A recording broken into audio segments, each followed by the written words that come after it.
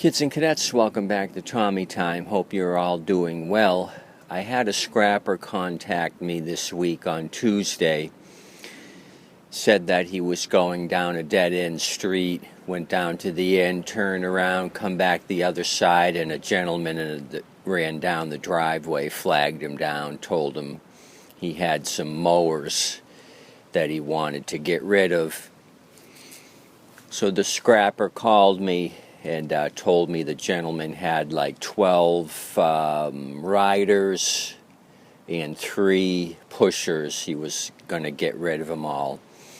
The gentleman had a stroke, was paralyzed on one side. His wife said it's time to get rid of all that stuff.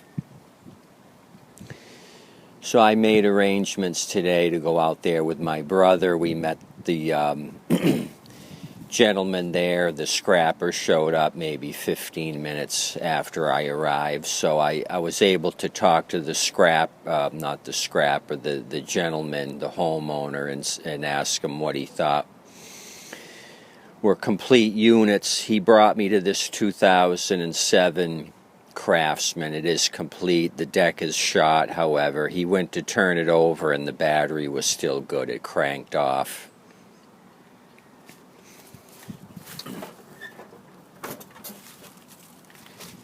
So he probably said it didn't have any gas. I looked in the tank and I could see condensation in the tank.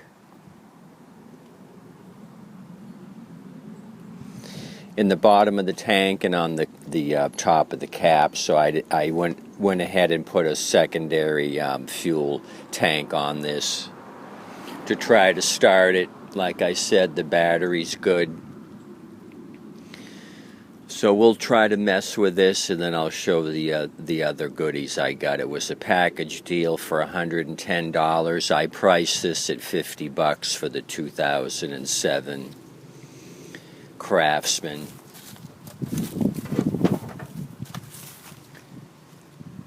This sticker alone's going to bring me big money.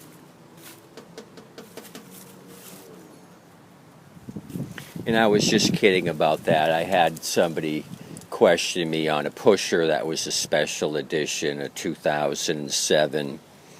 And he said, "What makes that so special?" And I said, "Nothing, just the sticker."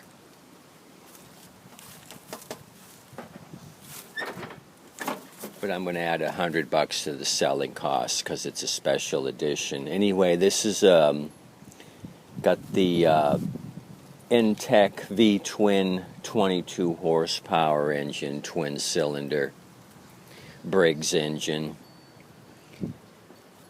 So, like I said, I've got a little bit of fresh gas in this secondary tank. So let's walk around this thing first, and then we'll try to start it. Tires were flat. I had a bear getting it on the trailer with 4 of us pushing, and dummy me, I didn't put it in neutral. This thing was in reverse, so that's why it was so hard to get on the trailer. It's a hydrostatic transmission. I did have the disconnect in the back pulled out.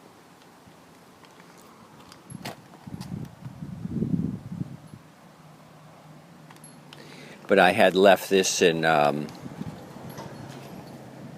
here in reverse. So that was my fault. I shed a few pounds pushing this thing. So deck is rough, really rough. When I do get it going, I'll advertise it to somebody that just wants to knock down tall grass, say on a 5-acre lot. This isn't going to be a fine cutting machine. About 20 minutes ago, I put air in the tires. They seem to be holding. I'll let them sit overnight. All 4 tires needed air. So we'll see how that goes.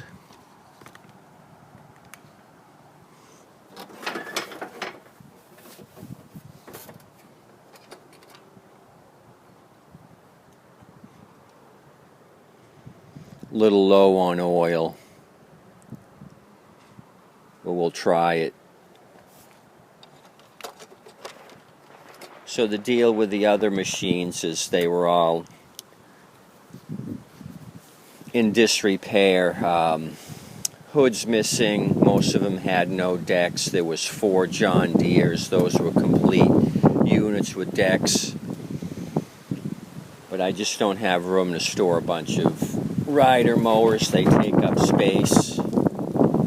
This, like I said, this was the complete one out of the bunch. And the battery, that really excited me when it cranked over. Usually the batteries are 6 years old. And in his case, he did have quite a few old batteries, 5 and 6 year old batteries in the other units. He had a couple of Bolins. He did have a Husqvarna that he wanted to keep, a nice looking Husky for his own personal use. So let me jump up here and see what this thing's going to do with fresh gas. It may need a carb clean. I'm not sure how long these are sitting, but he did mention that most of them in the pile he had probably would need carburetor cleans, that they were running all at one time. Air quotes. He had them running it all at one time, which I believe him. He was a tinker kind of guy.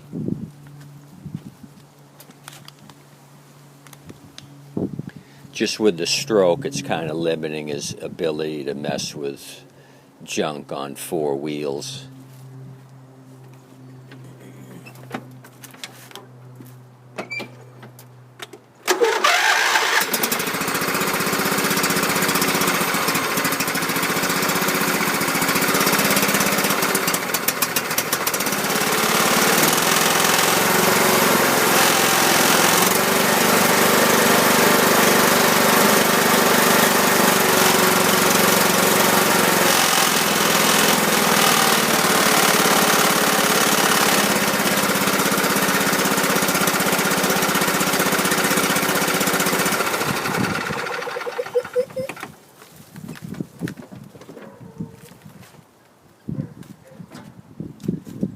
So that's half the battle right there, getting it going.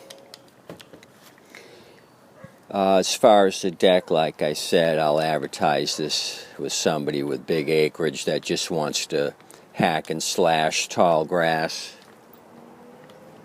There'll be no precision cutting system with this thing. This is shot.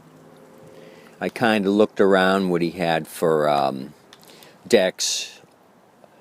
They were all missing except for the John Deeres.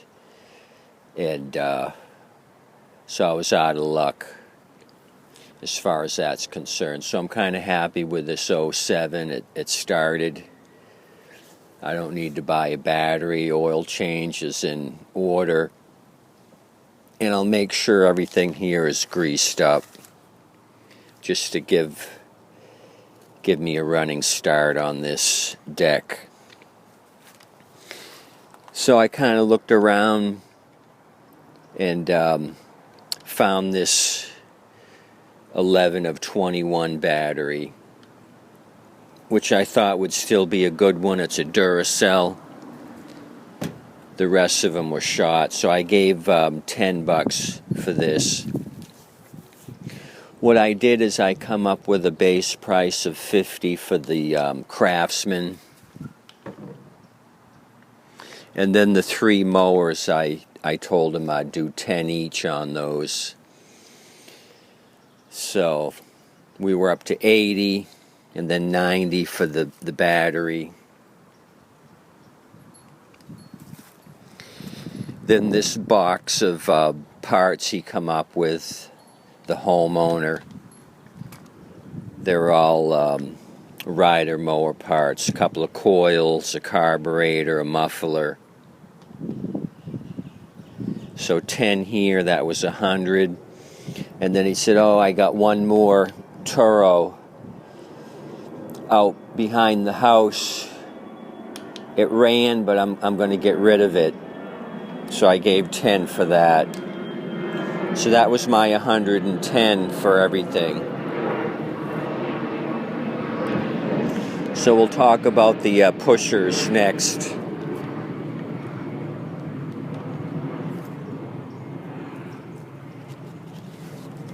The Turo's a 2005. He said he bought new rear wheels for it. I checked the tank. The tank's empty. I got fresh gas here. So let's try starting this in a minute. This Boland's 2013 carburetor's missing on this. Blade is there. So I've got some Chinese aftermarket carbs. I'm going to put one on and see if this thing will start. This will be a $100 unit when I sell it in the spring. So I'll get most of my money back out of this $100 machine. Here's an old silver deck. Issue with this, safety brake cable's missing and the recoil.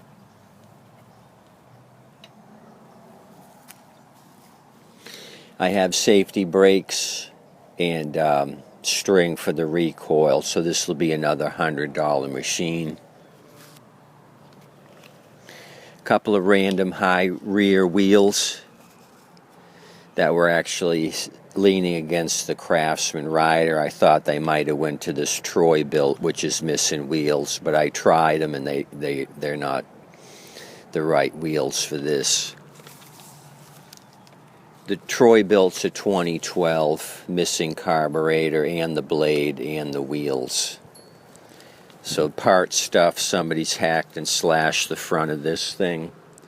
I don't know why. It's got the automatic choke set up. The linkage is missing for that. This is a 2012 also in the Murray. The TB and the Murray, both 2012s. So that was my $110 purchase.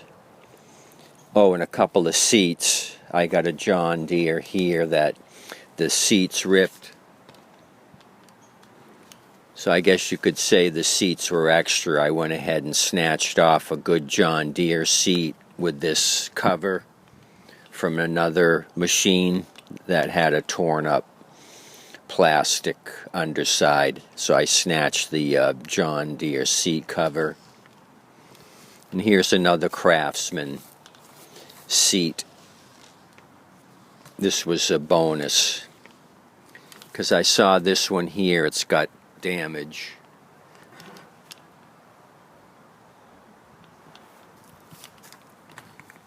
That Craftsman seat's shot.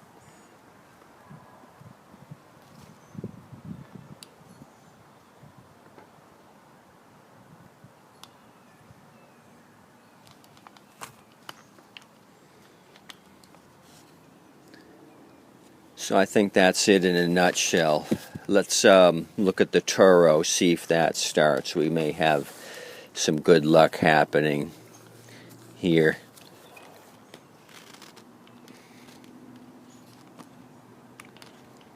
Let's fuel it, prime it, and see if this thing starts. So it's unfortunate the homeowner can't mess around like he used to, having the stroke. That sounds like a pisser.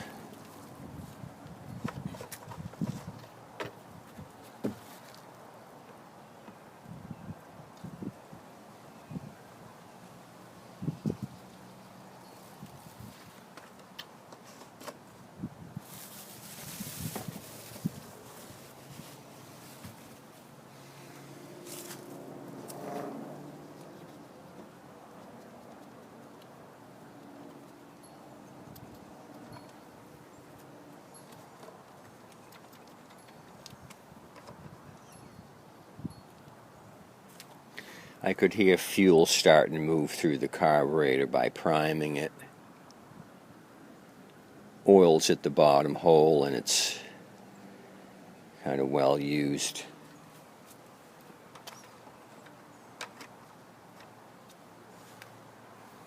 This is a rear wheel drive, so let me get you over here. If it starts, I'll engage it.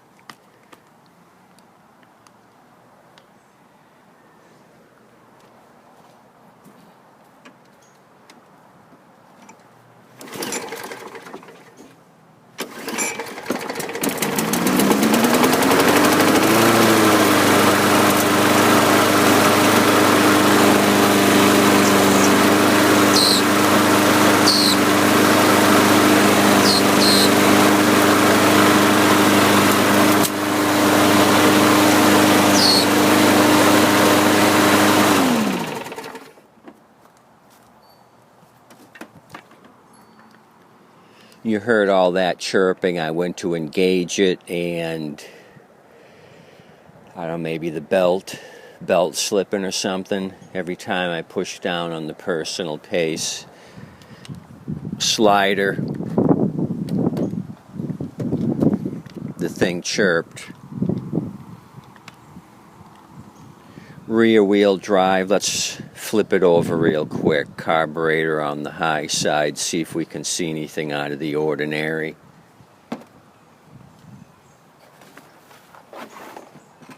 Maybe it needs adjustment.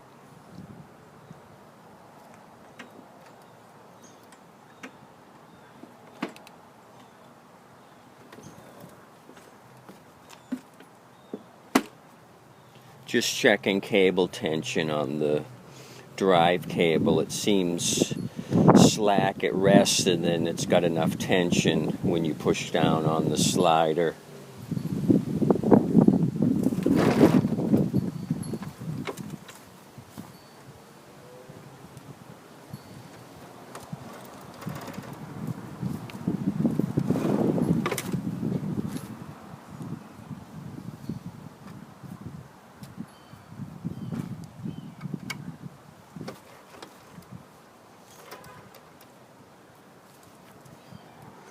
Like he said, he did put new wheels on the rear drive wheels. Still got the sticker on it. Belt's in place. I don't see anything that's off track. The belt's on both pulleys. So I got to investigate a little further. At least the thing started. It's just a drive issue now that I have to tackle. See why it's not engaging.